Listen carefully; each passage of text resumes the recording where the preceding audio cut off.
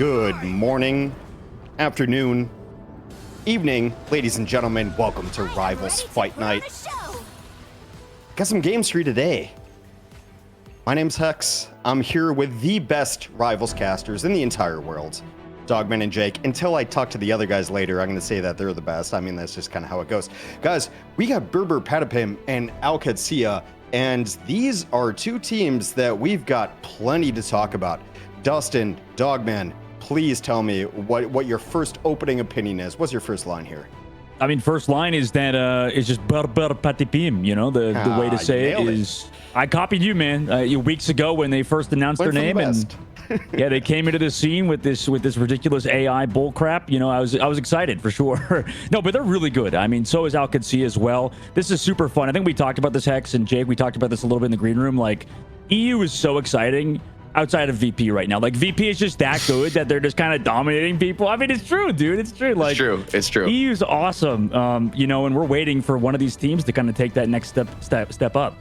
This is kind of the exciting match to see who wins this one, who gets the chance to slug at VP, essentially. Jake, I mean, do either of these what's the puncher's chance here, right? So who's got the puncher's chance here? I am excited since it's been a little bit since we saw either of these squads compete here in Rivals Fight Night. So they've had a chance to maybe retool and to like study VP. And I do want to emphasize, like, as long as VP's on top, like, it only gets harder to maintain that position at the top the longer you stay there. Like, it's so much easier for other teams to catch up to your level.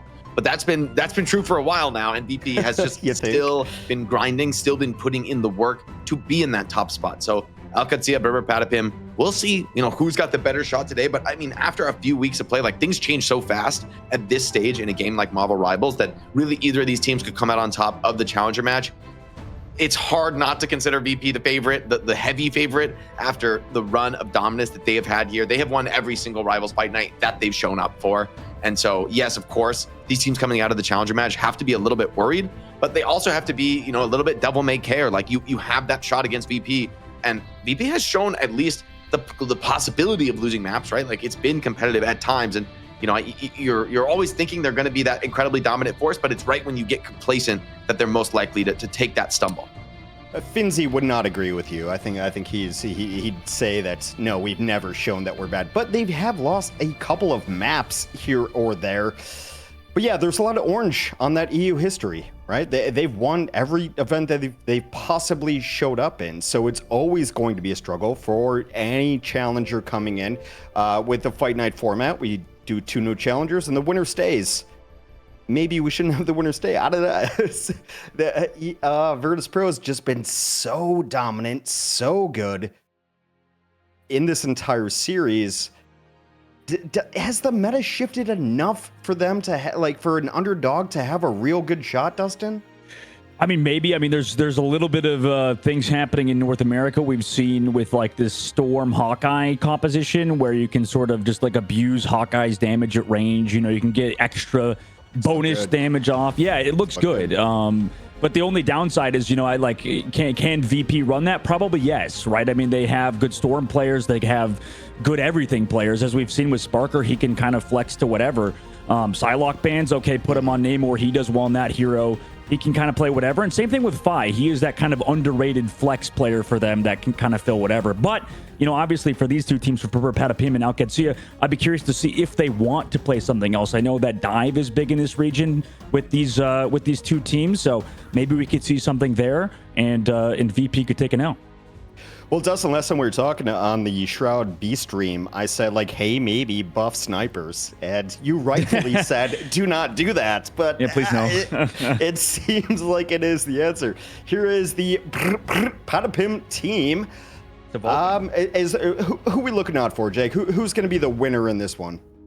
I mean, I think Ken and King Beam were impressive to me when, you know, they were playing here on the strategist roles. We'll see what they're able to get through in the new ban format. There's been a lot of strategist targeted bans, so we'll see if they're able to get their preferred styles through. I think Tanuki is another player I've had my eyes on here for Patapim, but across the board, like compositionally, I would like to see these teams not take a mirror match against VP. Like, try to just throw something different at them. VP have shown they're so strong in those mirror matches that I think you want to be a team that's trying to innovate and trying to maybe push a different style. And VP, from their perspective, it's hard. You can't prepare for everyone, right? If different teams are trying different things against you, it feels like eventually something might get over the line and you might, strategically struggle. I completely agree with you. I've always thought that way. If a team looks better on paper than you, throw them a curveball. See if you can do something different that they're not prepared for. What do you think that would be, Dustin, if you're looking at trying to run a composition, trying to get good picks, trying to get good bans against a team, like for Berber Patapim going against another squad? Like, what do you want to roll? Yo, honestly, I don't know. Like, this is probably a bad take, and I think that you guys would probably say it is. I feel like you can actually mirror the Psylocke comp against Sparker and crew. Like, if you do go against VP, I actually don't mind these teams playing the Psylocke comps. I feel like they look good at points. Like, the best they've looked is when they get to play that mirror matchup with that character versus VP, and I think that's kind of the way forward, at least my perspective. But obviously a lot of people are scared of that Sparker Psylocke for good reason, and also Finzi on the Emma Frost. I mean, he's absolutely amazing on that hero. Right, and while we keep talking about VP, because they are the story of the region, let's look at Qadsiah, because one of these teams are going to have to play VP. It does seem like a daunting task. This is a team that is a very solid, kind of came into the scene not too long ago. And who's the guy that you want to look at here? Like, Milk Boy's been pretty solid for this team. Jake, how does Qadsiah end up winning against Beer Patapim and take on Virtus Pro? I mean, for either of these teams, if they're really thinking about winning here overall over VP, they need to be seeing this first match like very confidently. Like, honestly, this is a super close match and it really draws a lot out of you in terms of your strategic depth and like how many maps you need to go to. It's going to be very hard to come into that VP series with any confidence. Like, it feels like one of these teams really needs to get the edge early and just put the pressure on, deliver a big 3-0 here in the opening match, right? Because you need to have like all of your wits about you going on into that money match to take on VP. For Qadsiah, maybe I expect Tilt or Helix to try to make something happen here on the duelist role. Generally, I think I'm always interested in what duelist can bring. I think that's like the highest variance role and the one that maybe has the most potential to just make an individual pop off, because team play wise, it's hard to crack an opponent like Virtus Pro. Let me come right back to you, Jake, and ask, you've been a player, you've been a coach, obviously, Dogman, I want your opinion on this too. You've been a professional player too. How much are you worried about showing your hand here, Jake? I think with the pick ban situation here going on in Marvel Rivals, it does mitigate a little bit the worry about showing a certain strat, because it already creates diversity in a given match. I mean, if all the pick and bans are the same, then sure, but you could easily just adopt a different pick ban strategy than you want to use against Virtus Pro. And honestly, the picks and the bans you use, maybe they do show your hand a little bit, especially now that they're no longer global and that you're like banning for just the other team. I think that might reveal a bit in terms of like what heroes you consider the strongest, what you want to take away the most from the other team. But there are just unique factors. I mean, we mentioned VP being like probably the best Emma Frost team out there, especially and easily in EU, maybe in the world. Maybe that's a ban that you wouldn't prioritize as highly against a team like Berber Patapim, but maybe you take that out as an early priority if you can go on to face VP. But I think it's a valid concern. But at the same time, it's just what you have to do, right? Like, that's the advantage VP has sitting in the money match, because they've won time and time again. We're not going to make them play a challenger match that we know they're probably going to dominate. You got to win the game to get there, right? So yeah. And VP does always have the advantage of being able to watch tape. Dogman, when you look at this rosters of Berber Patapim and Qadsiah, what do you consider as the most important protect? Like, what is their best thing? Because a long time, not to walk over you, but they've the Human Torch was so important, right? And we saw Human Torch be banned #1. If you're one of these two squads, what's their best player, their best hero?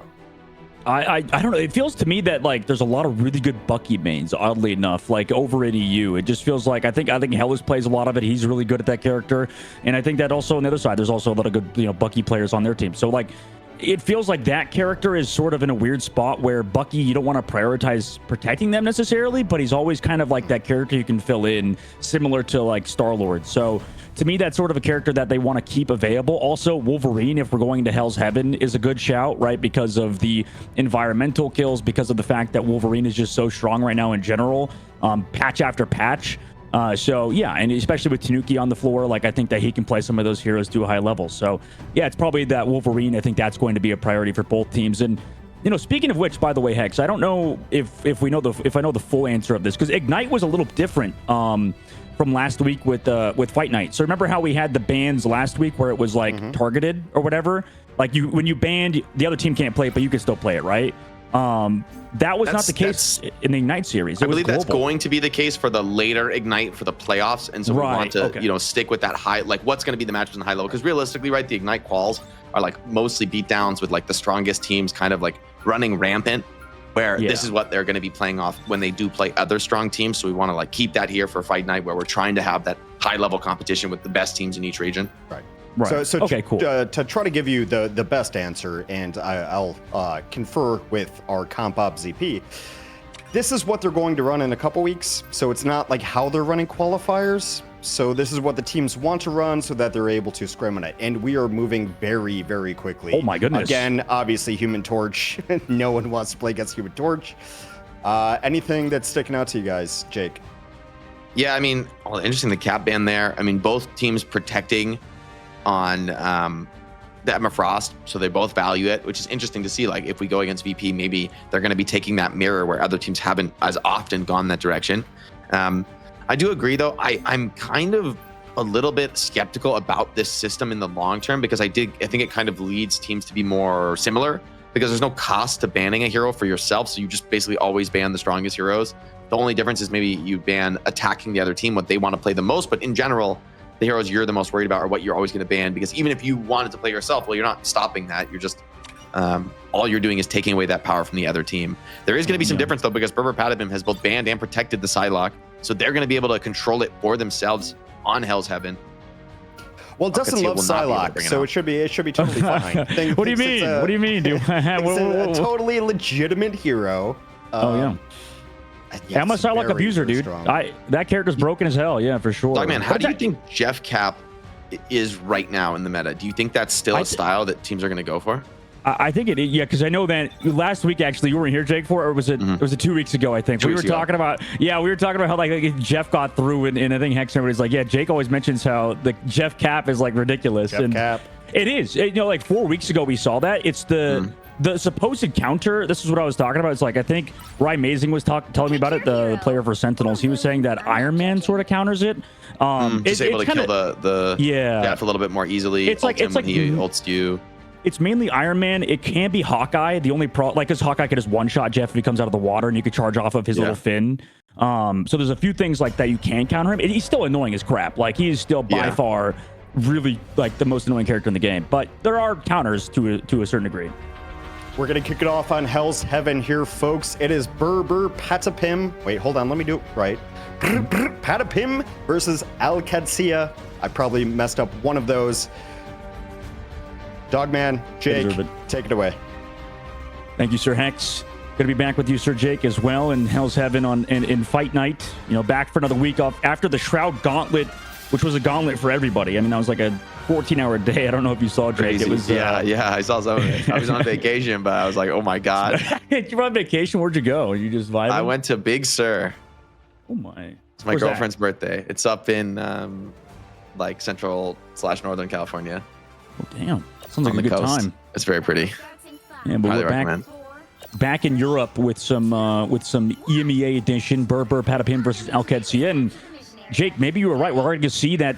Oh no, we're not going to see. Just be moved out of spawn. I forgot about that entire strategy. But Black Panther coming out for Berber Patapim.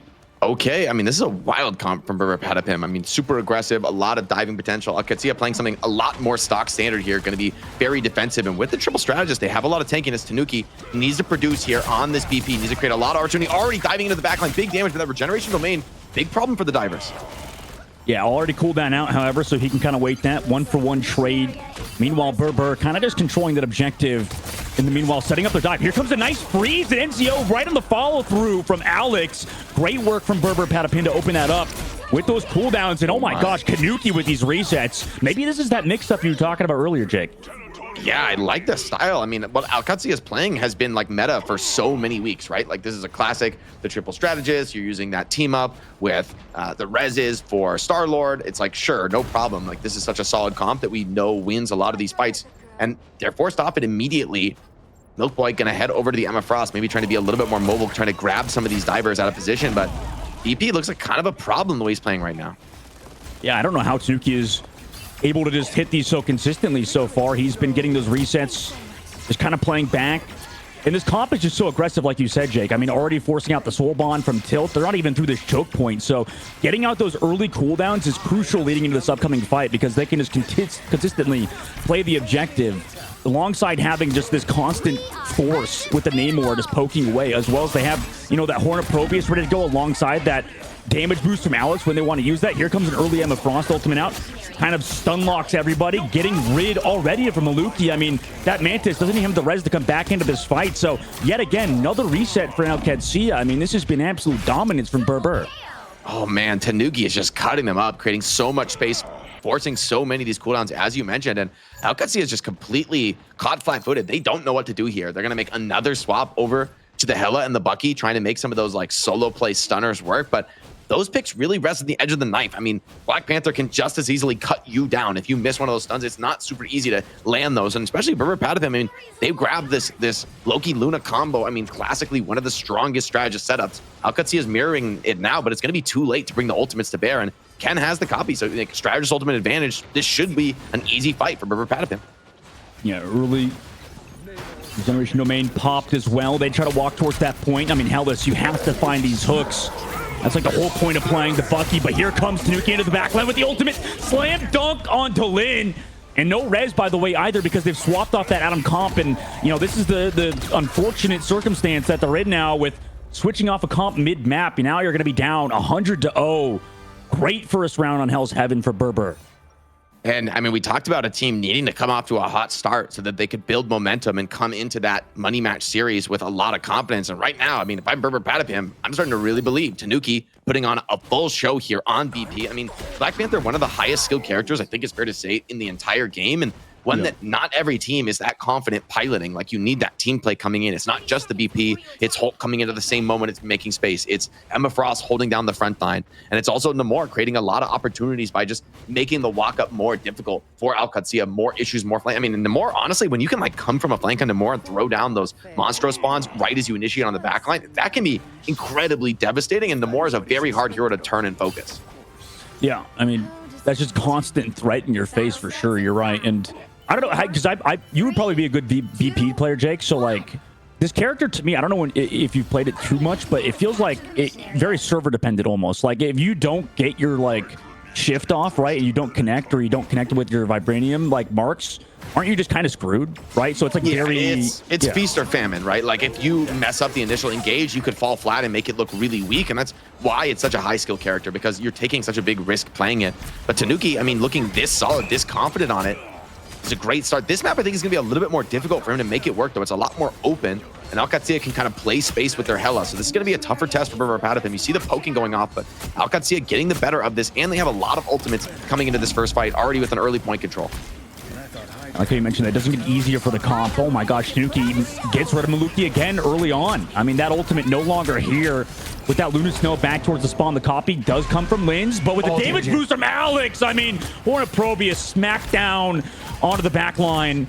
I mean, now you're just removed from the fight yet again, and that point surely is going to go in the way of Berber Patapim.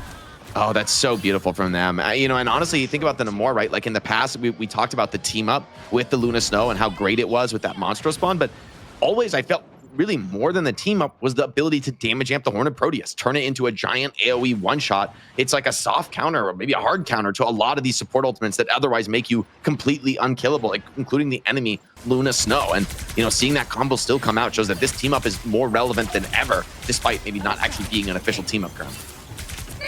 Yeah, I like how you mentioned that, because right now, I mean, they're just on the back foot. Oh no, a little bit caught, a little bit aggressive, caught out. He's decided Berber Patapim, both losing Tanuki and Polly that early. I mean, they could stagger, could delay. Ken does go for that copy, so he will make this fight last a little bit longer. Milk Boy, though, connecting with an ultimate, using both vanguards in this fight. You need to find an elimination here, but they're not able to do so. Qadsiah, however, able to eventually take down Picky. But then, like you said, Paulie comes back with that portal, so they will just be able to delay this objective even longer, probably to at least 70%, as they have the Hulk just kind of jumping around. Still has the ultimate as well. He does, yeah. He's going to commit it as well in this fight. Tanuki's also coming back with the Black Panther ultimate. They also have the Horn of Proteus available. Pikey going to go down to tilt, though. Those shots are crucial for this Hella player of Qadsiah, but now they have to deal with all of that HP from Hulk, who's just stun locking. It looks like the Emma Frost towards the point. Tanuki also on the back looking for that Hella, who's trying to take an off angle, but is dealing with a Black Panther. Tanuki is gross with it. They're winning this fight now as they commit the dance floor. Yeah, the dance floor is going to enable this one, and you've got Namor coming back with the ultimate as well. If he wants to look for the one-shot damage amp, is going to be running out just in time, but just doesn't connect with the boat. So dodge comes in. Qadsiah continuing to fight this one out. Tanuki finds another with the Black Panther ultimate now, chopping up this back line. You're trying to shut this down as Hellas, but he's not able to. And Berber Patapim, I mean, so masterful, and Tanuki is dancing on the Hella right now. Oh my God. I mean, this comp is so smart, though, Jake. You're right, because they get that regeneration domain from the Loki out really early, and then they're just able to follow through with whatever they want, because that should be the only counter that Horn of Proteus, because you can at least survive a one-shot. I mean, that was just dominance. They looked like they were losing maybe like 1 or 2 members, but that portal, like you said, just brought them right back into it, and they just get 200 owed. I love the subtle innovations, by the way, in meta there. Like, we've seen a lot of the Stranges portaling back into the fight, but what I like there from Berber Patapim is they positioned the portal in such a way that it was also kind of blocking a lot of the frontal damage from the Hella, from the Bucky, and so creating almost like a piece of cover that the team could use on the point. We know when the Strange portal's back in, often the fight is still difficult, it's still chaotic, but having that portal almost as like a proxy shield, preventing some of that damage from coming in from long range, allowed them to outlast a lot deeper into that fight, to hold on to some of the ultimates for quite a bit longer. And they were perfect with that, layering those skills in to keep that point under control, right? Even if that fight goes against you, even if Tanuki doesn't win that 1v1 and take down the enemy Hella, he still is in a great position overall, because the team would have been still at 99% even if they ended up getting cleaned. A clean victory for that squad. Guys, that kind of seemed very one-sided. Am I wrong in that? Was it not as one-sided as the victory seemed to be, Dustin? Oh yeah, 100%. No, that was definitely in favor of Berber Patapim. And this is the team that we were talking about, like one of the competitors, the VP in EU. It just feels like they always bring it to them whenever they get that matchup, and they're showing why today. And I was a little bit worried for them, because in the Ignite Series qualifiers, I mean, they dropped the map to Blood Corrido, so I was like assuming maybe they're looking a little bit weaker, but maybe that's just Blood Corrido and EU. A lot of these unknown teams are starting to kind of work their way up. So very impressive what Berber was able to do. You're right, that was one-sided. Yeah, classic I don't know what EU is about kind of thing. Right? I mean, who knows? Do you have to ban Black Panther now for Qadsiah? Like, I seriously would if I were them. I mean, you got just chopped to pieces with it. You tried like 4 different strats to deal with it. Nothing worked. I mean, this is that moment where it's like, shoot, we might need to just full respect ban onto Tanuki, which is scary, because what else gets through then, right? Does that mean the Human Torch gets through? Does that mean that the Wolverine gets through, right? Like, there's going to be other big problems, and that's showing the value from a team like Berber Patapim having such an insane BP that, like, if you force the full respect ban on a kind of an off-meta hero, you're allowing something else in, and you're creating opportunities for Berber Patapim. The question is, can they capitalize? And that's all assuming that Qadsiah is going to ban the BP. I mean, I guess there's going to be some maps where I feel like if it's super long range and wide open, maybe the BP just doesn't work and you don't need to ban it. Right. But I'm a little worried. I mean, Tanuki put out a show. You tried so many answers and none of them were right. Here's my question as a super casual, which we all know I am. What does BP bring to you that maybe another flanker doesn't? Like, why is it that has been the problem and not a Psylocke or even Star-Lord to an extent, Jake? I think BP is probably the best when it comes to like an all-in dive compared to the other divers, where Star-Lord and Psylocke probably do quite a bit more damage in an extended team fight. Like, when Psylocke isn't diving the backline, she's like shooting tanks and doing great damage. She's like a great frontline damage dealer, and you're not really losing anything with that. But Black Panther really can only dive. Like, you can go in the front line, but it's really desperate. Maybe with the ultimate you could burst down some of the vanguards, but it's tough. And so it really is a heavy commitment from a team that, like, we're gonna dive you, we're playing this character, you know what's coming. And so strategically it does pigeonhole you a little bit, and that's a weakness, I would say, of BP, and maybe why it doesn't get played so much. But by the same token, if the dives are working, it's like, okay, then we're gonna win. If the dives keep hitting, then we're gonna beat you. So Dustin, I want to ask you if Psylocke is the right answer to this. We just don't talk about Psylocke anymore between you and I. Is there any sort of map choice that you think would be better? Because Qadsiah now has map choice. So what helps them play against the style that Patapim just brought to them?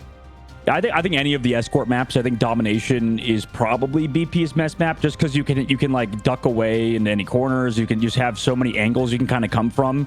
Because the attackers, coming back to the point when you have objective control, like they're gonna always come to the same angle unless they're doing like a Doctor Strange portal. And we saw how shifty that Black Panther was. I mean, he's above the choke points at all times. He can break those walls, kind of come down from above, right? He's like a horror villain almost, just kind of lurking around. So I think if you go to escort, that's kind of the way forward.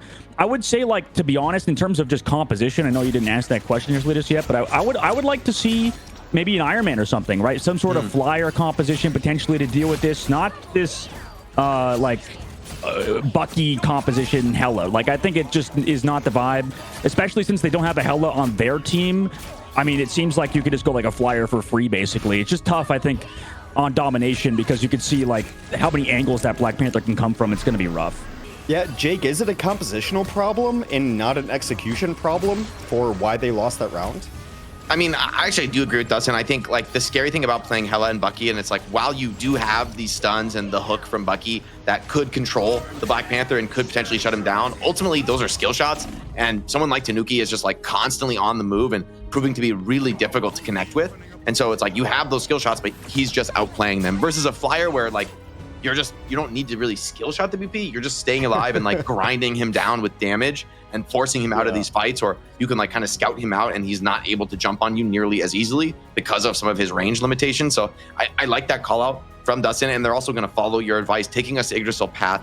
This is another map that's very front to back. It's like pretty difficult to get all the way around to an enemy backline for BP. Like, to set up like that is going to be very expensive in terms of the time it takes you. And on attack, time is money here on escort. So I think this probably will play to the style that Qadsiah want to play.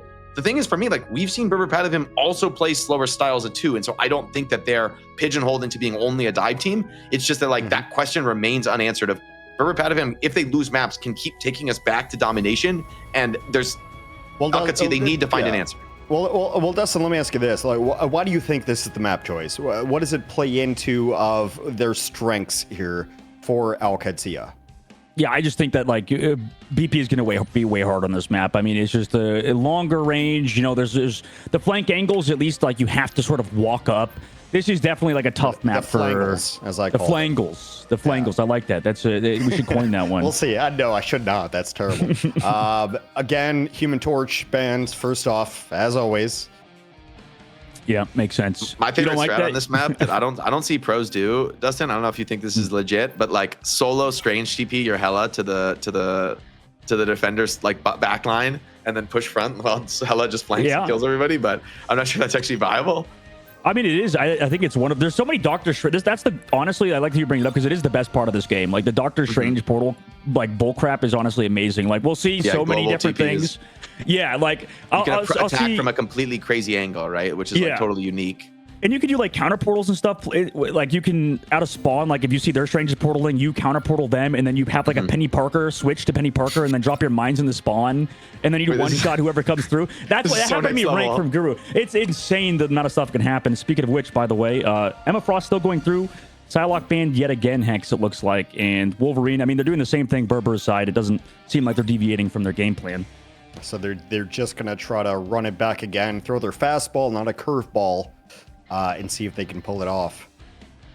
I don't know. I mean, I think you get rocked that hard on a map, then you change everything. But it's such a different map type, though. I will say that like something like the Groot, if it goes unbanned, I'd expect to see it. If it's not played here, then I don't think we're gonna see Groot anywhere. This is like one of the better Groot maps for me. There's a lot of tiny choke points that you can just like dominate with those walls. The Ironwood wall can like deny contests and can split up some of these strategist ultimates. I mean, great on a map like Yggdrasill Path. Like historically, this is where Groot I think has been around to his strongest. So I am curious to see if it will see play. I think Groot has fallen out of favor pretty drastically. However, both teams are letting a lot of strategists through. So that Luna Snow Namor combo with the damage damp Horn is still available. Like the Loki Luna is still available. Qadsiah even going to protect the Luna to ensure that they get it through. And Berber Patapim has the chance. If they want to ban the Loki here, they could take out one of the powerful strategists that I think gets almost 100% playtime in Yggdrasill Path. Like this is the dream Loki map. Yeah, I think just going back to your previous points, I think we'll see Groot in NA. I'd bet on it. I really would. NA loves Groot. EU a little bit different. Yeah, we'll see. Yeah, this is it's interesting that we're seeing the Wolverine. I think Berber again just kind of wins out in this matchup. If we're seeing the Groot, like Jake says, you already banned the Wolverine for the other team. I mean, that's a theoretical hard counter to Groot. So, I mean, they just win just through that last match. I think they've scared the other team because Qadsiah obviously getting rid of that Hulk. They're scared of that more so, and that opens a lot of doors now for Berber. Yeah, I feel like they should have been more confident because this is like such a tough map to play Hulk or dive on in general. I wonder, I think that ban is a little bit, like you mentioned, a little bit timid from Qadsiah. I feel like you had to let that one through, but we'll see if it ends up bearing out. Yeah, based on the color and the look of Berber Patapim, I would expect Groot anyway. It's very Groot based. It's very Groot pilled. Guys, take us into this map. Thank you very much, Dogman and Jake. See you in the map. Maybe that's how Groot came to be via AI generation, one of the OGs potentially. Probably not. Actually, probably took some creative mind, unlike Berber Patapim's logo and whole backstory. Do you know about that, Jake? Did they bring that up last time? No, dude, the logo is sick. I know about they did some like AI slop the first time, but I like this logo. This is some MSP That's what it is. artistry. No, that is. Maybe it is, but yeah. It really, I mean, it looks like quality / logo. It's quality. Like it looks like MS Paint lines. I feel like it's all AI slop from beginning to end. That's okay. That's true. That's like I should just assume that now. That's like the accurate assumption 99% of the time. What a world we live in. And both teams gonna go with the Iron Mans. Interesting compositions here from Berber Patapim. Playing the Strange straight up. I mean, we haven't seen so much Strange recently, so Berber Patapim kind of continuing to change things up. Whoa, Strange. I mean, a lot of shield damage coming through. Yeah, it is interesting that, with both teams banning Magneto, these Iron Mans kind of roam free. I mean, a big thing, Jake, is that we'll see a lot of Magneto players kind of just hold on to the ultimates for Iron Man ult. But, oh my gosh, immediately, as we don't have the names, unfortunately, right now, player 2 from Berber Patapim, who I can only assume to be, checks notes real quick. Who is that guy again? I think it probably is. Oh, no, Tanuki's. Oh, we got our names back. Tanuki's on the Psylocke. And it's PKV on it's Pokey, PKY, Pokey on Iron Man. Now, Qadsiah going to go over to the Hela. I think if you're going to play the Groot here, you might need the Hela to deal with the Flyers. But it's interesting continuing to play that higher tempo style, not relying on the Groot. And this is one of the tougher spots for Groot, right? Like, this is not where those walls really get maximum value. Yeah, you're right. I think that they sort of have to kind of blast through this chunk, but immediately Hela's looking for that Psylocke with that out of the fight. I mean, you could probably do something, but Paulie comes back through. Oh, a little bit too far forward. Maybe expecting his Loki to save him. And Loki, over from the high ground, connects onto two members from the backline of Qadsiah. And from what started so well with Paulie going down, I mean, it's turned on its head immediately. I gotta say, Dustin, this is looking amazing for Berber Patapim here. On the map, 2 minutes left, and I mean, Qadsiah have really not made any kind of major progress through this first choke point. You're still gonna get a retake here for Berber Patapim, even if you lose this fight. So they've got a lot of depth, and this is not a position we see that many teams getting these back-to-back-to-back holds. Groot hasn't really made any progress, and I don't see really the way to use the Groot ult. Tanuki is just completely crushing this flank on Psylocke, making it too scary for Qadsiah to continue occupying, and there's always the threat of hitting into that backline. Yeah, someone's got to match him. Maximum pulse coming through. A counter. Groot ultimate didn't follow up. It doesn't look like it. Kaya, I mean, usually you want to combo those two ultimates. A bit tough to use it. By the way, Pokey over the high ground had another ultimate. Just tosses it out. Doesn't connect necessarily because the Strange is in the middle of it, blocking all of that damage. While we're seeing a lot of Doctor Strange, as I imagine, just for that Iron Man alone. Tanuki on the backline able to melt down one and then immediate follow-up. I mean, right now, Qadsiah is looking like an open circuit team with Berber and how they're playing. Yeah, Berber Patapim setting a clear differential so far. Qadsiah, they've got a few powerful ultimates. This does put them in a great position to win a fight, but Berber Patapim, despite the fact they have no ultimates, I mean, they're still going to do a ton of damage in this fight, and Qadsiah really needs to win clean. Like, you really can't afford to lose players. You need to be fighting at full strength. Maybe it's going to be like a Loki copy to help on the walk-up, but Berber Patapim are bridging the gap. They're going to have that Luna ultimate. It's just going to stall and create opportunities to charge up more. So it's been a really efficient defense from Berber Patapim. And Qadsiah can't even get some of their ults up. They already lose the Hela, one of the key damage threats. This attack could be over very soon, Dustin. I think Tilt is living up to his name. There's no way he's not tilted right now. I mean, he literally just died in the middle of his team, bro. Like, it's brutal. I mean, they already don't have... Domain is down. Nope. How are you going to counter this Iron Man ult? It has to be like a perfect shield here from Emma Frost. It's really the only answer you have. And Pokey, he's waiting for the opportunity. Where is that pulse going? What? Is that going to the Loki in the back? He did not connect regardless. Here comes an Iron Man ult on the backside with the Iron Man combination. Does not connect. And with those two ultimates gone, I mean, how does Qadsiah win? It looks like they don't, because in the neutral, their duelists are being dominated. Both kill feeds for Pokey and Tanuki. They found their counterparts. You match with that Luna's ultimate, but oh my god, Lindstrom dies in it. I mean, this is brutal, man. This is just absolutely one-sided for the side of Berber Patapim, who is just beaming down the side of Qadsiah, incoming with the Psylocke ultimate just to close it out. I mean, Doctor Strange portal, it's going to come, but at this rate, I mean, you're just running into basically the entire team of Berber Patapim. It's a full-on meat grinder here. At least you have the Loki healing from the spawn to kind of continue this, but you've got to come through that portal. You got to commit soon. Helis goes down here in the chaos, and Berber Patapim are just eating them up here. Every player comes out of the portal, is cut to pieces, and that is a really sad excuse for an attack here from Qadsiah. Berber Patapim wipe the floor with the attackers, and they're going to have a chance to close out Yggdrasill Path, rather. This is Qadsiah's map pick, by the way, and it could be over in less than 60 seconds. I mean, yeah, it's just... Pokey? What? Yeah. 16K? Yeah. Okay, that is unreal. Like, his damage per minute, that's 4,000 damage per minute. He's up there, bro. He's one of the craziest damage stats I've ever seen, actually, in this game. Like, for that short of a map, that is unreal. That's like sort of normal in a full length, a full round. Like, you tack the third point and your duelists are at, 20, 16, 20K. It's okay, yeah, they're doing all right. 1 point defense, and bro is on 16.8. Yeah, I mean, dude, that's Iron Man for you. The only downside with Iron Man, so like, the thing was with like Human Torch, for example, like Human Torch is Iron Man on steroids, because Human Torch, like the only downside with Iron Man is he has kind of a hard time getting those final hits.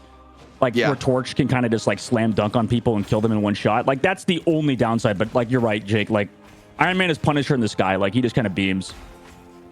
Yeah, such big damage, and the ultimate getting that connection. I mean, the one time Qadsiah, it felt like they were getting a little bit of momentum, right? They found that opening kill. Pokey strikes back with the double kill on the ultimate, and all that momentum is just snatched right back. Qadsiah, they're gonna have to put up a masterful defense here, but Pokey's just gonna run it back on the Iron Man, and I am seriously worried here for Qadsiah. And they're trying to play like a Hulk Namor to mix it up, but from what we've seen, Jake, I mean, the Namor squids and stuff, like you said, I don't know if it's going to be as viable on this map. Also, I mean, we've seen some crazy stuff, right? I think 100 Thieves have choked this map. Obviously, it's Europe, so things are a little bit different over here. But as much as I love 100 Thieves, they did choke like a 4-minute hold, I think, or on their attack. Not ideal for sure, but right now, Berber just raining down hell on them. This is like he's cleaning up these Loki cones so quickly. Helis getting pushed back, trying to do his own damage here on the Iron Man on the front line, but Berber Patapim is managing the damage here, I think, a lot more effectively. Stranger is up deep into the back line right now, threatening Loki, forces out that regeneration domain and slips out. So a big defensive cooldown comes out of Qadsiah. They have the copy available. They may need to commit this soon to stabilize. There's the strength of Vanguards in this game, right? Just able to push forward. And I mean, they're running the double team up. You have that Iron Man Gamma. You have the Squid Gamma. But yeah, here we go. Milk Boy goes down. Here comes the Maximum Pulse over the high ground. Doesn't even connect. No. Pokey does get traded though on the backside. However, damage might already be done. Tanuki sitting with the ultimate. This Namor is supposedly it's just supposed to counter the Psylocke. But on the flank, they know he's here without that Luna's dance floor, forcing out that shift early. But you still have that Psylocke in your face. I mean, he could go for the solo ult if he really wants to. Doesn't even need to. Outskilled, outplayed. Aya Bagamoto, I mean, doesn't connect on anybody. It's shield blocked on the opposite side from Milk Boy, but it doesn't matter. NZO running down this back line. Hellas is already down, who came back onto Magic. I mean, they do have the portals to come back through. It's also a little bit higher off, so they can't really portal block it off or body block it, but there's that portal. It's gone. No Loki in this fight. You only have 3 members. At least Monster Hulk kind of making some space. However, not going to be able to touch, and Qadsiah will lose. Berber Patapim will get that rematch. I played a lot of matches of hero shooters, and I'm not going to lie. If you're not mental boomed right now on Qadsiah, you are built different. Berber Patapim is putting the smack down they are showing that they are going to be the squad to take a real challenge to Virtus Pro, maybe for the first time in a while. Of course, that's a very different foe waiting for them in the money match, but Qadsiah just seems like they cannot compete. Berber Patapim, not only are they innovating, which we wanted them to do, showing different compositions we haven't really seen before, showing that depth as a team, but they're also executing those comps immaculately. 21,000 damage, 15 final blows from the Iron Man. Incredible map here from Pokey. Yeah, allegedly, we have some, by the way, observer or our replay team is telling us that the only replays are from Pokey. So because he was that dominant, I mean, that's great. That's real. Like I mean, the great thing about those flyers is like the first person flyer cam is actually great. Like they're doing the observing for us. They're up in the sky pumping damage. And it just felt like the frontline management was so strong from the rest of the team in Berber Patapim. The vanguards and strategists are doing so well that constantly Qadsiah is forced back. Their strategists are very grouped up. They're clumped in small corners. And that's where Iron Man is just feasting on them, right? Just constantly pumping damage, charging up those maximum pulses a little bit more quickly, and just being more effective throughout a long fight. That damage stat, though, is absurd. I mean, that from Pokey, that's more or less a perfect round. How bad do you feel if you like pick the map and you feel like everything's in your favor and that happens to you? Like that feels like not a great... Jake, the comms are quiet. I don't hear the comms, but I'm telling you, there's not much to say. There's not much to say in a series like this, to be honest. Like when you get super beat down 2-0, your first map pick in the series, you lose map 1, you throw a map pick out for Qadsiah. It's your best map. It's your best map. That's what you do. It's like there's no argument about that. You go to your best map that gives you the best setup possible, and then you have like your next map pick is going to be like your second best, which is just. If your best map pick, you got absolutely slaughtered, what's your second best map going to look like? You know, maybe there's like a radical change in the ban strategy that they could bring that limits them. But Berber Patapim have already shown like map 1, it felt like Tanuki was doing just like God's work here on the Black Panther. That's a huge problem for you if you go to any kind of enclosed map. Now Pokey is crushing you from the skies on Iron Man. So don't play any map that's open. And yeah, so it's starting to get a little scary for Qadsiah. It's like, okay, where do you win? Like I'm not seeing Dustin, when I watched this team and they did a fight night in like 9 or 10 something, and they looked pretty solid then. Is this the squad? Is this gonna be the squad that beats? That's a lot of weight, man. That's a lot of weight on their shoulders. I mean, it's the weight of the world. They look capable.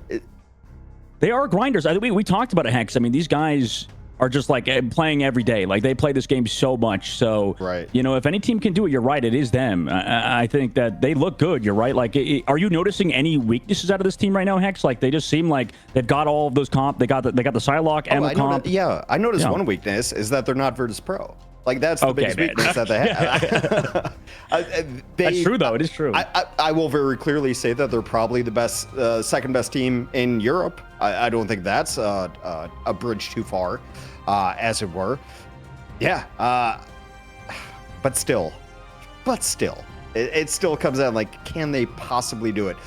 Jake, what does AQ do from this point? Because you kind of just been embarrassed for a couple matches. I just want to see them put up a better fight here. I mean, I understand that Berber Patapim is such a strong team. They've been grinding and getting a lot done here. And even if Qadsiah do go down in this series, you know, even if it is a 3-0, I just want to see like a more competitive map out of them. Something that they can feel like, okay, look, we have something we can build on here. It look sad. It doesn't want exactly. Look sad. Yeah. Mostly, I just want to see that their mental is strong enough where they can at least be a little bit more competitive on map 3, like up against the wall, because that's the bellwether moment for me here is like whether or not they lose, it's do you still play hard in a map where, look, you're starting to feel like there's a difference between these two teams, that your team is going to be potentially on the losing end of the series. We take a look at some of these Pokey highlights on the Iron Man, just chopping up these attackers. But it feels like there's an outmatch on both fronts. Both the strategy and the execution looks really strong.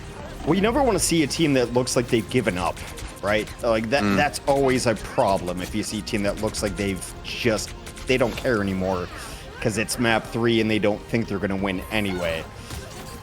Is there a map, Dustin, that lends itself to Qadsiah looking better than they did in the last 2? I mean, I'm thinking maybe like one of the Wakanda maps. Maybe we had like the domination one. That like could be a strategy. It's a little bit harder to play the BP on the the domination one's a little bit more open. Krakoa is going to be the pick, which Krakoa is like the best dive map in the game. Am I crazy? Like it feels like really. No, well, really actually, no.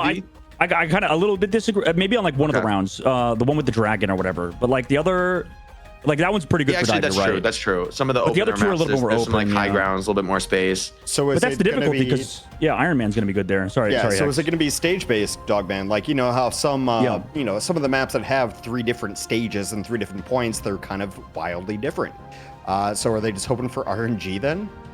Probably, yeah. I think so. Like, I personally, I think I talked about this the other week. I just hate Krakoa. Like, this map is so annoying to play. It's just because it's like, I mean, it's fun, but like, there's like the portals. The maps are so big as well. So it's like the walk back is very long on some of them. Yeah, like you gotta wait for retake. Yeah, you gotta wait for that first, like, I think it's 50%, and then the portals come online.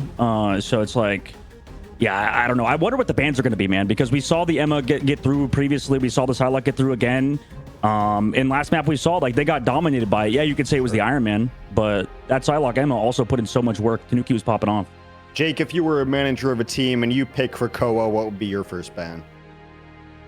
I mean, I still think you have to first ban Human Torch. I think this is like a godly Human Torch map, and Human Torch is broken. So like it's like all the way down. It's just got to be Torch, especially on this map, right? Like I don't even know if there's any maps you don't first ban Human Torch. I feel like that's been universal on this new ban system. The Human Torch was once again denied a bank loan. Dogman, what would you protect as first pick? There's nothing going to save you. I'll be honest. I'd maybe just honestly pass up the protect. Maybe just like give up on it. Just like don't protect anything. Just don't do the entire ban phase. I want to see a team do that just for fun. It would obviously it'd be like, pretty. Yeah, it's like anti-competitive, but like, yeah, that'd be funny if Burber's just like, we're just not gonna ban anything. Maybe VP could do that one week. That'd be a good challenge. Don't ban anything. Like, they might just flex on us like that. Yeah, they could. All right, we'll see when we get into the map for Krakoa. I like this Berber team, man. I kind of really do like the. They've kind of got this underdog style to them that I dig. Like, I feel like they could be the upstarts out in Europe. Before the show, this is what we were saying a team needed to do. They needed to do 2 things. Put on a really strong showing here in the Challenger match, show that they are the definitive team to really put the test to VP, and showing that, like, the other team in the qualifier can't keep up. Check. Yeah. And also, they needed to do something different, to innovate, to show that they can handle the strategic depth. I mean, that's another reason VP's been on top for so long, is that not only are the strats, or rather mechanically, not only are they super strong and like they're going to win a lot of these mirror matches because they just outplay you from an individual level. However, they're also amazing with strategic depth. They've also used a lot of unconventional bans. They've been like a thought leader, I guess, in terms of taking new approaches to the ban phase and playing new comps. They brought like the Thing into meta for a while. I felt the team to really push that and innovate that. And so I think you need both to keep up, and Patapim has shown both here. So VP's still gonna be the heavy favorite until somebody eventually takes him down. But I mean, Patapim, they're checking my boxes. So Dustin, a shocker. Double Human Torch bans. Wow. Qadsiah protect Wolverine though. They're gonna force the Wolverine through. So that's gonna be their swap up here on this map. Well, you see, like, that's not. I mean, I don't think it's gonna save them. I think they need to like. And the ban on Frost, I feel like you should protect, like, is it crazy to protect Iron Man here? I feel like an Iron Man would be so good here. It's like pretty rough for Wolverine to catch Iron Man. I guess they value the Emma Frost even more highly. And how's that matchup with Emma Frost against Wolverine, right? Because you can like snatch it's bad him. For Wolf. No, it's bad for Wolf because exactly. Yeah. It's like Emma Frost. Honestly, Jake, feels like Wolverine, but stronger tank wise. Just like doesn't have the damage, right? Because like you said, you had the lockdown. That's why Wolverine's broken, because Last Stand like stun locks you for 4 seconds. Your shift stun locks for 3 seconds or whatever. So it is like the same kind of character. You're right. Yeah, and I think like having the choke slam could be nice for like breaking some of Wolverine's combos and denying him when he tries to look for plays. Just that instant interrupt potential. And they ban the Psylocke, so if it is Wolverine diving, it's going to be a little bit less supported. And for both, I mean, they both block this full combo and protect it for themselves. I feel like this Psylocke ban was maybe a little gratuitous, honestly, because you already banned away Emma Frost, so you already took away the team up. Not that Psylocke needs the team up, but I mean, and I do agree, these are some of the most powerful characters in the current meta, with like the Emma plus Psylocke. The team up is great, and like the value you get on both of these characters even alone is great. I agree. I don't think you need to ban it. Sorry, Shax, what? Al Qadsiah back against the wall. What are they trying to run here, Jake? I mean, it looks like something like a Groot, Magneto, Wolverine, but the Groot gets banned. So Purple Patapim had the same read as far as what they expected to come out. So there looks like Qadsiah want to play like kind of an older style, right? Of like the Groot, Magneto, Wolverine. But I mean, this is one of the things about a game like Marvel Rivals. Like, I feel like this is just how hero shooters go. Like in the early days, what people think is meta is never really the meta. Like there's always things that are undiscovered because the games are so complicated. There's so many different strats you could play. It's the teams that continue to innovate that end up on top, because it's rarely the case that like the early meta reads end up being dominant, especially with a pick ban phase, right? Like you won't get, like maybe with the Groot, the strat would work, but now, okay, like without the Groot, how are you going to replace it? You don't have Emma, you don't have Groot. Who are you going to play as a Vanguard alongside the Magneto? Adaptability is the best ability. Take us out of the map. Big English guy here, Hanks. I like that. Yeah, I know. It's so tragic. He's got all the words. Can't even speak all the English. Singularity. What was the conversation we had the other week? Do you want to have that conversation again? Yeah, we're gonna have it again. No, we can't have that. That's gonna be an hour conversation about how wrong I am. Hex is gonna like. We're gonna go to school and Hex is gonna have his chalkboard out. This is how to use singularity or singular. Anyway, going to a singular map now. Is that the right way to use a Hex? Anyway, he muted now. Jake, heading into this one, Krakoa. This is what we talked about, though. This is actually that round where maybe their comp's not going to be bad here. Yeah, and he's going to play the range. They're going to play for this heavy close range style. Against the Thing, though, it could be a problem. Some of those lockdowns could be a problem for Helis. And Tanuki's already straight to the back line, forces the regeneration domain. I mean, we've seen this time and time again. And now Poki's on the Hela, so even a long slow fight could be scary for Qadsiah.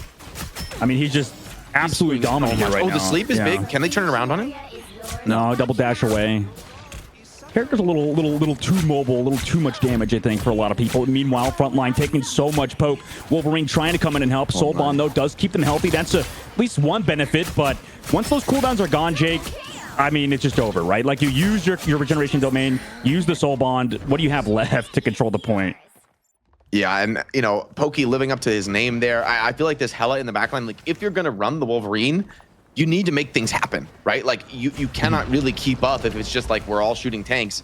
Hela and Psylocke are going to crush you. Wolverine needs to catch somebody, lock them down, but you're chasing the Thing and Emma Frost, two pretty hard targets, right? Even if you do grab them, there's a chance they outplay you, and going in for those grabs isn't a safe proposition. Meanwhile, Tanuki is constantly forcing these key defensive skills on your backline. The walk-up looks so scary, and Qadsiah seems like they don't have the answers just yet. I mean, look at them. They're not even looking at it. They're trying to just respond like a Vanguard coming to deal with this, but Tanuki's creating so much space. They are able to take down NCO, though. Maybe that Thing play style got the better of a Milk Boy. Nice job of the Magneto to find that pick, but during that fight, they've already lost two. Yeah, server admin indeed, but Maluki does res back into it. Also, Adam Warlock going to bring back, it looks like, Hellas into the fight, so I mean, they're going to slowly walk at them. That's the benefit of the Adam Warlock composition, is it doesn't feel that good to play necessarily, but you're always going to kind of be in these fights 60% of the board meanwhile. And all of the ultimates in Berber's way. Copy comes through from Lin. Goes down with it. Oh, no. That's terrible. Didn't even get to use the Fate of the Worlds. And I think there's just... maybe you're right, Jake. Maybe their comms are just dead at this point. Yeah, this is a beatdown. I mean, Pokey and Ken are just sitting on the high ground. They're like standing still. There's literally nothing. It's just like, I guess Adam Warlock could shoot back at you, but that's like way too much for Adam to deal with solo. And I think the lack of a second duelist here, this comp for Qadsiah is just like very weird. It's just like fully up to the strategist to deal the long range damage. But you're up against a Hela and a Loki. I mean, that is not going to be an easy fight, especially walking out into the choke points. And the positioning is so strong here up on the high ground. Like, you're walking up into just hellfire here. Tanuki also has the Dance of the Butterfly here. If the regeneration domain gets forced out, you're in real trouble here, Qadsiah. They don't really have the defensive tool to answer that. I mean, they're getting the kidnaps, but the peel is there immediately. All regeneration domain used.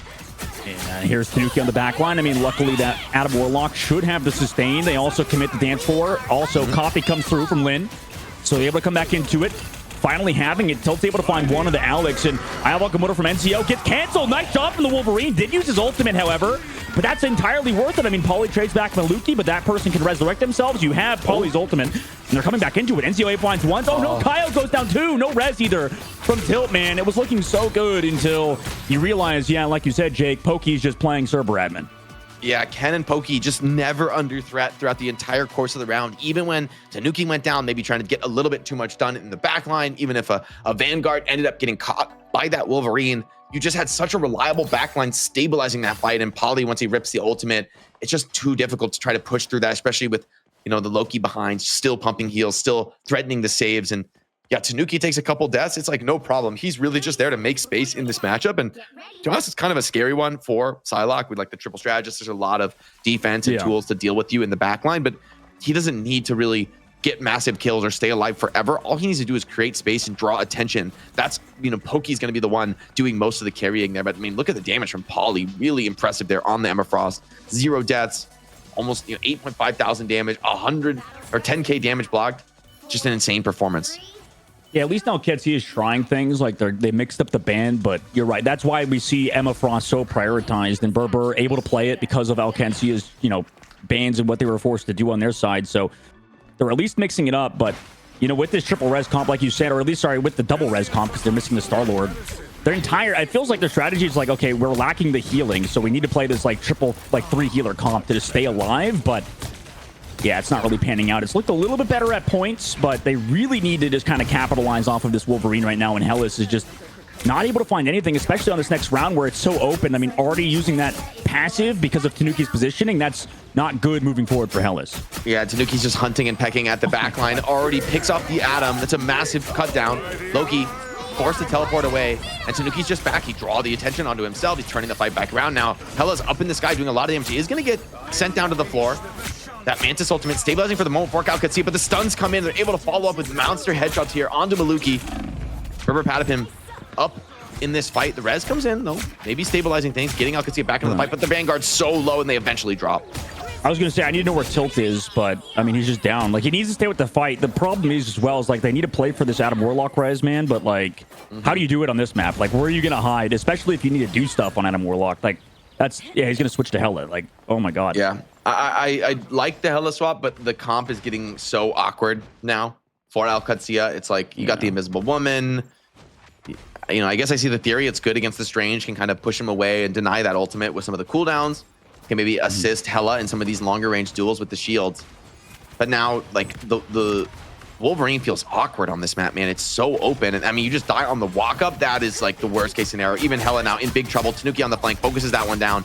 Doesn't need to commit with the ultimate. They're able to just play this one patiently. And Berber Patapim are cleaning up Qadsiah, sending a message here in what looks to be almost certainly the final round of the series. Yeah, I mean, this was beautifully played throughout the entire series from Berber. I mean, they still had 50% to go till the finish line, and anything can happen. But like, it's just like the ban phase just went in their favor every single map so far. Now they come through. Qadsiah waited for 50%. That portal unlocked. They're coming to the height. We know where they are. This has been Qadsiah this whole time. Just kind of into a Doctor Strange ultimate. Is the damage full up? But there it is because of the Strange block of the heals. Meanwhile, Last Stand brings it back. Enzio going to go down, but he'll portal back into this fight. Meanwhile, Pauly forcing out in an early invisible boundary, going to drop back down to the point, get the heals from the Fatal Worlds from Alex as well, committing that just in the nick of time. Perfection in terms of strategist play, but Meteor doesn't connect either. I think that was blocked by what looked to be the Emma Frost shield. So now coming back into it, nobody down to that Meteor M, and no ultimates either for Qadsiah. You have this Doctor Strange ult coming up. Tanuki does go down to Tilt, though. In the neutral game, able to find that elimination, but here comes the clap from the back line of the Luna Snow. Hellas able to get Enzio again, coming back from that portal, so they're working themselves into this one, Jake, it looks like. Yeah, it's a big play from Tilt. Looks like he stunned Tanuki out of the ultimate, but Tanuki's just right back into the fight, into the engagement, and you've been holding on to Ken's ultimate all this time. Now you finally deploy it, having all those defensive answers you need for any of the aggression that Qadsiah are able to bring to bear, but it's too little too late. It's the Hela soloing. Good luck. Good night here. Qadsiah getting wiped off the face of the earth. Berber Patapim, one of the strongest statement wins we have ever had in Marvel Rivals Fight Night. What a team. What a team Berber is becoming. 3-0. Can they finally take down VP, Jake, and Hex? Man, Dude, we'll see. If there was ever a week to do it, it is today. I mean, wow. Like, this is the performance that you start to come into that match and say, you know what, maybe we can take down BP. If we keep playing our game, we keep showing these different strategies. I mean, I wonder, like, if something like the Black Panther comes out again, some of those unconventional comps with the Iron Man come out again, how does a team like VP answer it? I mean, I'm not going to count them out. I still think they're likely to have those answers, but I'm curious from a perspective of just for the love of the game, like what they do in those same situations that Berber Patapim is going to put them to. I mean, the question is this just like two tier 2 teams playing against each other and not someone playing against VP? I'm going to say there's a tier break between these two teams. Whatever numbers you want to put to them, I think it's Berber Patapim. It's fair to say that they are a tier above the competition in that last map, or the last series rather. Like, I don't know who's on what tier, but I tell you, there's a difference between these two squads. That's my professional opinion. I would not disagree with you at all. So now the question belies is, are they good enough to put a fight against VP? Right. So I guess we'll see. Right. Like that's the big question. But yeah, they just squashed it. They just absolutely crushed. They are very clearly the second best team in EU. I've not seen an EU team put on a performance like that against, I guess their colleagues would be the best way to say it, in quite a while. So we'll see. I'm excited. I'm excited. I hope that they put together a decent performance against them. It's not like Qadsiah is like a can either. Like the Qadsiah also qualified for the Ignition Series. They're a solid team in MRC constantly, so it's not some random ass team. And they've been invited to Fight Night for a couple weeks now, right? They were invited 2 weeks ago, I think. Now back again. So they're a good team to be invited to Fight Night. I mean, that's a limited spot for not every team, right? Yeah, we try to always get the best teams, but yeah, that was super one-sided. I mean, we've seen some teams 3-0 before, but it never felt like a 3-0, right? So like you have to explain to people, I'm like, oh, well, that was a 3-0, but it wasn't really a 3-0. That one felt like a 3-0. Like that. None of those maps was close. I mean, Am I wrong? All 4 Koth rounds were 100-0. Yeah, they were. That is a monster statement win. I mean, for Berber Patapim, we're going to be remembering this match. Qadsiah is going to be remembering this match. I promise you that. This one's going to live in infamy for fans of Qadsiah. And Berber Patapim, showing up. And for a lot of these teams, right, you got to remember a lot of these guys are hungry. They're looking to secure some of these sponsored team slots. They're looking ahead to things like, Marvel Rivals Ignite with massive prize pools. And so to be able to put up big statement wins like this, orgs are going to take notice, right? People are going to take notice that you're able to deliver here under pressure. Yeah. Well, they'll take even more notice, though, if you play well against BP. I think that's going to be a bellwether. Well, I don't know if anyone noticed, but Berber Patapim is not an actual organization or legacy esports company, right? Not yet. So these guys are waiting to be signed. That's I thought that logo was an official. It might be. Sponsor. It might be. I was totally lost. It reminds me of a small team called Bird Noises a little bit. I don't know. Maybe not that level, but respect. No, those guys clearly are really solid at the game. I mean, the strat's on point. They're not just following in other teams' footsteps either. They're playing things that I personally haven't seen before in terms of the way they're playing different comps. They're showing the flexibility. Like, they check all my boxes for a team that is up and coming that I think actually has what it takes to keep rolling. The key, though, is the final box to check is that you're actually competitive against VP. VP is the test. VP is the true moment. Right. So there's definitely going to be some nerves for them, you'd think. And how do you deal with those nerves? And another important factor. You're going to have to play VP. If you want to be the best in the world, you're going to be seeing VP time and time again. If you're Berber Patapim, you cannot be scared of this matchup. You have to go in with confidence and with your own vision of how to play the game and show that, VP, you can take fights off them. You can make maps close. You need to win some maps. Let's keep it super real. Like 3-0, if it's close, look, it's 3-0, in right? several spaces you operate in, if you can't beat BP in Europe, then you're in trouble, right?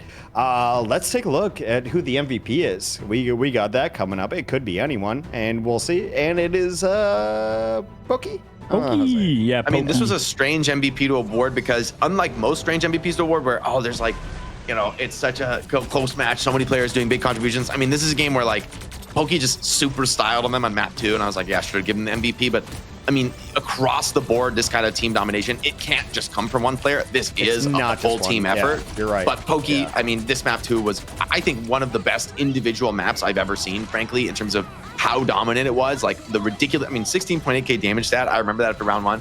That is unreal. Like, 4k damage per minute is insane when you think about that. Well, that's the scary thing, too, is that you could have given this to almost anyone.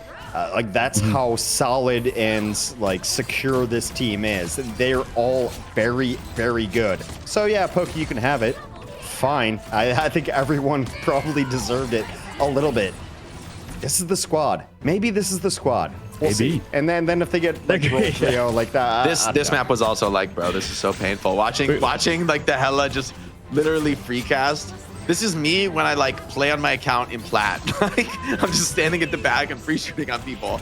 But this is a strong team and they just cannot touch Pokey. Well, I'm one of the best players in gold, so I don't know what to tell you all that. Yeah, here we are with the brackets right now. Patapim 3-0. Qadsiah, they have to regroup. They got to figure out what's going on there because it was a bad 3-0. One a good one. Yeah. Yeah, and we'll They see. need to go back and to then, the drawing board, man. They need a mental reset. They need to take another fresh look at the strat book. That's a loss that like could break teams. Like I'm not even kidding. That's a loss that can like cause your team to disband when you get just body slammed and like that. That is like like that feels like you could never win. You play 100 matches of this day and you win 0 of them for Qadsiah. I mean that is a crazy level of beatdown. They're like a signed org too, right? Like, so Qadsiah is definitely, on that salary and under contract. So maybe, even if you have disputes, sometimes you can't just kick people randomly. So we'll see. Yeah. Well, as is tradition, it is 2 PST in Los Angeles. So we're moving on and we're taking a break. The game's over. It's always 3-0 at 2 p.m. Yeah, guys. Fast day. VP. Dude, the 1 hour series, crazy. Patapim VP next. Stick around.